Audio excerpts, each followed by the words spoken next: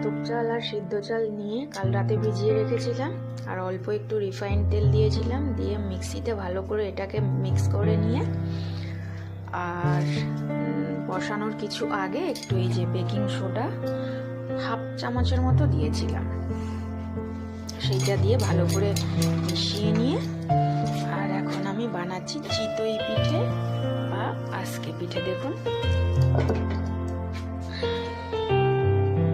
প্রত্যেকটা ফুলেছে,